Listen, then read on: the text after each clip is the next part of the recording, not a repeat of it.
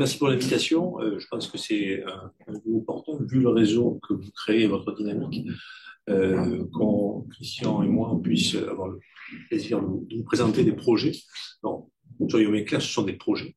À la différence de ce que vous faites, ou ce que FCRIM ou le FCRIM fait. Donc ça signifie que ce sont des projets qui sont en structuration et on a besoin justement de retour des gens du terrain. Donc c'est un point pour moi qui est majeur et c'est pour ça que je discute très volontiers avec l'ensemble des partenaires potentiels parce que le terrain est nécessaire pour nous. Il y a les idées générales et ensuite il faut rentrer dans les détails. Alors, dans la façon dont c'est mis en place, donc je suis responsable scientifique. À l'heure actuelle, je suis responsable de l'association de préfiguration qui a été créée le 20 décembre. Donc, vous voyez, tout se passe à l'heure actuelle. Ce qui est particulier sur sur le biocluster, donc c'était les exigences de ce qui était le président avait voulu, c'est-à-dire sur le modèle bostonien, Boston, San Diego, c'est les rêves à la française. Est-ce qu'on peut faire 30 ans après ou 40 ans après ce que les Américains font et ont fait? Donc c'est la question. Et ça veut dire que dans ces conditions-là, vous avez de l'académique, vous avez de l'hospitalier, vous avez des biotech, et vous avez tout ça ensemble. Donc c'est ça le but. Et ensuite, d'avoir quelque chose qui crée de la valeur à tout point de vue pour l'ensemble des partenaires. C'est l'idée, qui est vertueuse et un peu compliquée à monter en France. Ceci étant dit, donc au niveau du projet lui-même, la caractéristique, c'est qu'on fonctionne toujours en binôme avec les industriels. Par exemple, Hervé Brailly, qui maintenant est de nouveau le CEO de Zinat Pharma, mon collègue, et donc on travaille en binôme sur ces aspects parce qu'on a besoin d'académiques, mais on a besoin aussi de biotech et de contact fort avec les biotech. C'est sine qua non pour ce type d'activité qui veut faire des médicaments, il ne faut pas l'oublier. Et les académiques sont bons pour d'autres aspects, mais les médicaments, c'est autre chose. Alors, le point de départ, c'est au niveau de Marseillais. Donc, il y a un historique ancien. Je l'ai sur la diapositive. On peut faire machine arrière après sur le système. Oui. D'accord. Je vais faire ça. Je vais faire ça avant de revenir sur le marché économique et le ciblage immunologique. Alors, juste pour expliciter, donc il y a le passé marseillais et ce qu'on voudrait modifier à l'heure actuelle. Donc, le passé marseillais, le point de départ, c'est 76, Centre immunologie Marseille-Lumini, par des chercheurs de Saint-Louis, la plupart, hein, qui sont venus sur le campus de Lumini, associés avec des Marseillais. Et ça s'est très bien passé. La preuve, première start-up, Immunotech, 1982, diagnostic. Donc, ça signifie qu'il y a une dynamique qui s'est mise en route très, très vite au niveau marseillais. On est petit par rapport à Boston. Quand j'ai monté le diaporama, c'est intéressant. C'est 3 kilomètres de distance, en réalité. Et donc, quasiment tous les gens se connaissent, qui est un petit peu différent de Paris, je pense. Donc, ça signifie que vous avez des relations, on a des relations très fortes. Par exemple, mon hôpital, l'Institut Paul Calmette, est à 10 minutes en auto du CIML, par exemple, et du CHU de la Timone. Donc, la proximité est très forte, ce qui aide fortement, là aussi, à travailler. Et les biotech sont dans cet environnement-là. Ça signifie que la dynamique a continué jusqu'à maintenant, puisque vous voyez les créations de nouvelles biotech, dont une que j'ai créée il n'y a pas très longtemps, qui s'appelle InCheck Therapeutics, ainsi que Emergence Therapeutics, qui sont des biotech qu'on crée localement avec une dynamique qui est plutôt positive en oncologie. Donc c'est ça le premier point. C'est pour ça que le titre qu'on m'avait demandé, et j'ai explicité la volonté. C'est pour ça que je suis là ici. Hein. Ce n'est pas une communauté de l'INCA que j'ai en face de moi. Hein. Donc la discussion est un petit peu différente. Donc je reviens sur la diapositive précédente. Alors, la discussion avec les industriels, avec Braille en particulier, ça a été de réfléchir à la meilleure façon, en considérant ce que l'on a été et ce qu'on voulait être, de trouver quelque chose qui convienne à tout le monde, industriel, académique, chercheur. Et à la fin des fins, c'est la synthèse. Donc, on s'est mis d'accord en disant que le marché, pour parler en termes économiques, c'était Immune Mediated Disease, considérant que énormément de maladies que vous connaissez, que vous pratiquez dans vos services, ont un point de départ immuable. Donc c'est une évidence pour vous, hein, bien sûr. Mais les industriels sont aussi complètement d'accord là-dessus. Et je ne vais pas rentrer dans les détails, mais les mots-clés qui sont revenus, c'est inflammation, auto-immunité, maladie infectieuse et oncologie, bien sûr. Je suis obligé d'en parler aussi à cause de IO. Dans ce contexte, produits anticorps et protéines recombinantes qu'on a rajouté après avec nos collègues de maladie auto-immune. C'est pour ça qu'on l'a rajouté, qui n'était pas dans le diaporama initial.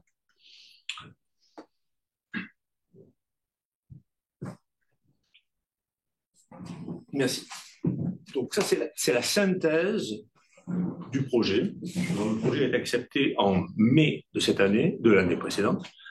Donc il y a 96 millions d'euros qui sont prévus sur 10 ans, en sachant que l'idée globale, c'est avec cet argent de faire un effet levier. C'est l'idée du gouvernement, elle est claire, et fait levier vers les collectivités. Ça signifie que l'appel d'offres était prévu obligatoirement avec les collectivités. C'est pour ça que ça s'appelle Marseille Immunologie Cluster, parce qu'on a la collectivité sud, on a la métropole, qui sont des membres fondateurs de la structure et qui participeront au développement et au financement de certains aspects. Donc là, c'est l'idée du gouvernement depuis le début, ainsi que les industriels.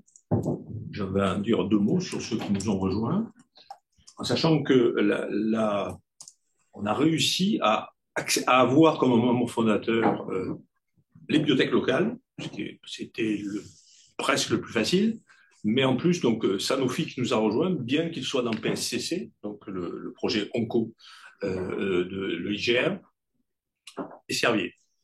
Donc ça veut dire que dans ces éléments, on a pu fédérer les industriels et in fine, à la mesure où nos projets, vous allez le voir, sont des projets nationaux, l'INSERM et le CNRS sont devenus membres fondateurs, ce qui n'était pas le cas au début, puisque l'ambiguïté du terme des collectivités faisait qu'on pouvait avoir l'idée que tout se fait sur un site, sur Marseille. Et le bilan est vite fait, donc c'est impossible de trouver les compétences en recherche en médecine qui soient suffisantes sur un seul site. Et donc, ça a été accepté par l'université, ce qui n'était pas le plus évident, de dire que finalement, il faut aller au-delà, et sinon, ça n'a pas de sens. Donc, projet, on va dire, c'est moitié-moitié en termes de budget. La partie gauche et le centre, ça fait à peu près 45 millions d'euros. Ça correspond essentiellement à la découverte de médicaments. Donc c'est ça le point de départ. Et vous avez trois entités. Première entité qui s'appelle Biscreen. Je donnerai un exemple en auto-immunité. Ça permettra de faire le lien avec vous. Donc j'en prends dans ce contexte-là. Biscreen, le concept est assez simple, c'est-à-dire comme B-cells, bien sûr, c'est d'isoler les lymphocytes B de patients dans les trois types de pathologies, onco, maladie infectieuse et auto-immune, en sélectionnant les patients à partir de cohortes, autre mot-clé qui vous concerne très fortement. Cohortes correspondant à des cohortes sur lesquelles vous avez un banking, un suivi et des compétences permettant d'avoir suivi ces patients sur de longues périodes et de façon à ensuite faire un partenariat. Nous ne sommes qu'un hub dans ce cas-là, pour prendre la terminologie, c'est-à-dire qu'on a des outils. Le but, c'est de créer des compétences qui existent déjà localement, de les étendre et de récupérer les projets à travers les partenaires qui seront intéressés par ces projets dans ce contexte. À côté, on a deux autres plateformes qui s'appellent CellScale. CellScale, c'est, pour la faire simple, c'est du CAR-T. C'est du CAR-T, sauf qu'on fait du CAR de différents types, du macrophage, du CAR ou gamma-delta, toutes les populations possibles. Donc ça, c'était déjà dans mon équipe, sur le CRCM, sur l'IPC. Donc on faisait déjà ça. Et ça va être mis à disposition au niveau d'un site qui sera sur le campus de Lumini. On est en train de négocier avec la métropole les espaces. L'autre élément, c'est MapScale. Si on parle d'anticorps monoclonaux, il faut bien sûr pouvoir les modifier. Et les modifier, ça veut dire que c'est toute une ingénierie. Maintenant, pour ceux qui connaissent les anticorps, c'est du multispécifique, c'est des fragments, c'est travailler sur les protéines recombinantes, c'est faire de l'ADC, toutes les stratégies. Et donc ça, on le fait déjà, mais pas assez. Donc le but, c'est d'augmenter. Et la fin, 50 autres millions d'euros, c'est unité de phase précoce. Unité de phase précoce voulant dire qu'on a déjà des clips, je parle en co, on a 2 clips 2 sur Marseille qui marchent très bien, ils sont labellisés, ils ont été relabellisés, donc il n'y a aucun problème à ce niveau-là. Donc celui de l'Institut Paul Calmette où je suis fonctionne très bien, donc il n'y a aucun problème. Clip, c'est un acronyme qui veut dire. Alors c'est le centre, quand j'ai oublié, alors il y a essais cliniques, alors je sais pas, je vais te dire une bêtise, je sais pas, mais je pourrais après. Je vais faire Internet, je vais répondre après. C'est clinique précoce. Pardon? C'est les essais cliniques précoces. Oui, oui. Donc, dans ce contexte, le but, c'est de l'étendre, c'est-à-dire de le rendre disponible aux maladies infectieuses. C'est pour ça qu'on a besoin de l'ANRS à l'heure actuelle dans nos discussions. C'est le rendre disponible aux essais de maladies auto-immunes, en phase 1 dans ce contexte. Et là où de nouveau on a besoin des différents acteurs, c'est que en dehors des prélèvements, des données, du stockage de données, du traitement de données, bioinfo, comme disait Christian, en fait, c'est le nerf de la guerre, bien sûr. Mais au-delà de ça, c'est nos plateformes qu'il faut qu'on mette à niveau pour l'ensemble des disciplines. Elles sont déjà à niveau en partie en onco, sur les différents sites. Donc le but, c'est de les regrouper, de les optimiser. Mais ensuite, trouver auprès de nos collègues qui font maladies auto-immunes et infectieux ce qui manque, c'est-à-dire ce que l'on doit rajouter pour les rendre plus opérationnels pour vous. Donc ça, là, c'est notre demande qui va dans votre sens.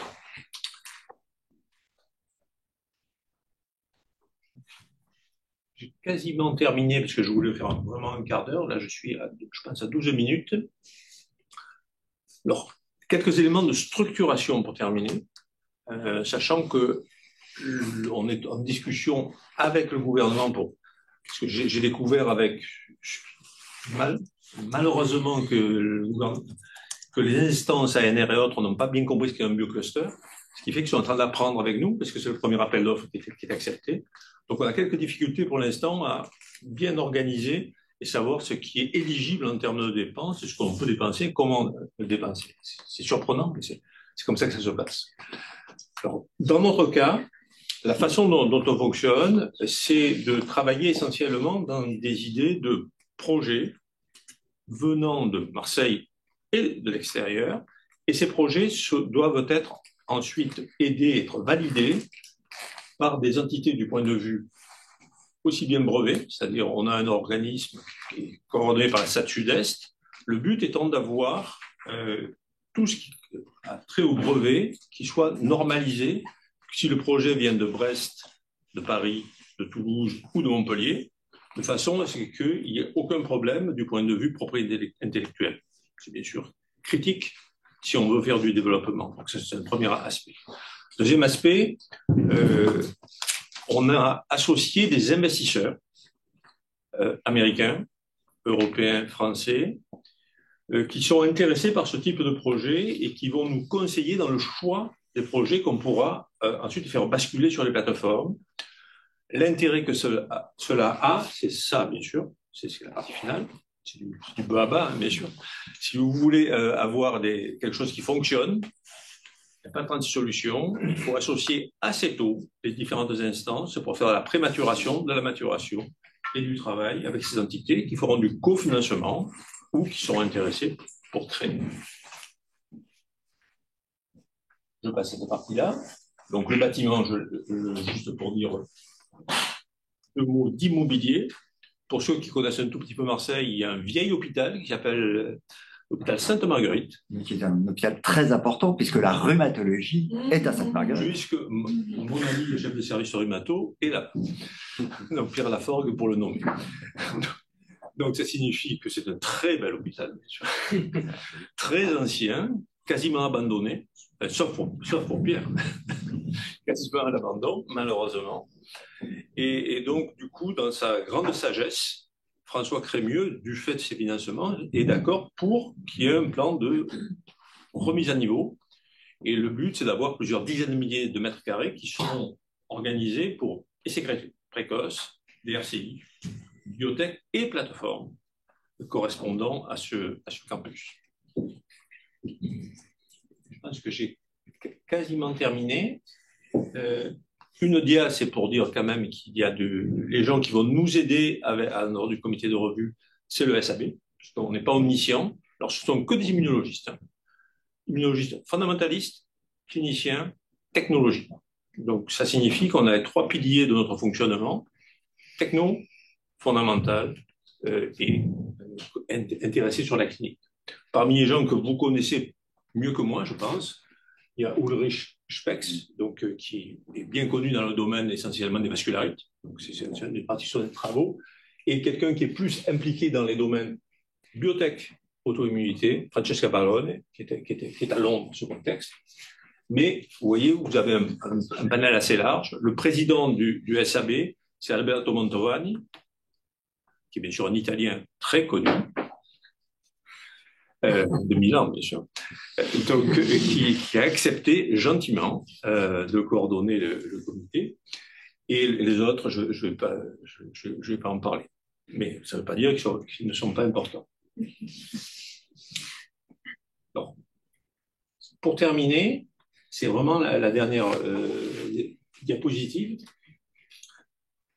On a un fonctionnement qui est un fonctionnement à la fois basé sur ce qui vient de l'académique, c'est-à-dire les projets qui sont déjà existants, venant du CIML, du CRCM, de Toulouse, donc on parle de Toulouse, par exemple, un de mes collègues sur les cellules souches leucémiques, par exemple, et des projets qui ont besoin des cohortes cliniques.